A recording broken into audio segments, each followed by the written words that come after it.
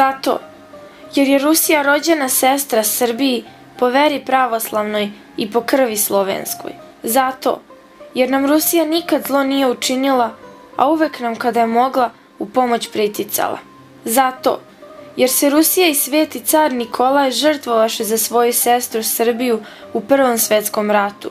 Zato što je Volga lepša od Dunava, Sene i Misisipija. Zato što je Kreml lepši, veličanstveniji i duhovniji od Versaja, Buckinghama i Bele kuće. Zato što su kozaci bolji i hrabriji od krstaša i kauboja.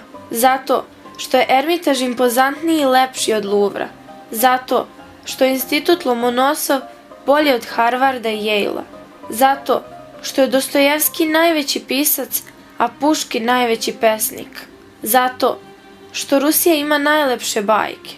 Zato što je Rusija najveća. Zato što je ruski medved jači od francuskog petlića, britanskog lisca, nemačkog vepra i američkog lešinara zajedno. Zato što su mnogi pokušavali da osvoje Rusiju, a onda su bežali moleći za milost. Zato što Rusiju čuva Bog i najjača armija na svetu. Zato što Rusija brani duhovne i moralne vrednosti koje nas čine ljudima. Zato što je Rusija danas svetilnik svima u opštoj tami koji nam je nametnut od strane gospodara ovog palog sveta. Zato što su Rusiju kao i Srbiju demonizovali, a ona je ostala na pravom putu, putu pravoslavlja. Zato što je Rusija na strani Gospoda. Zato jer nad Rusijom kao i nad Srbijom bdi presveta Bogorodica.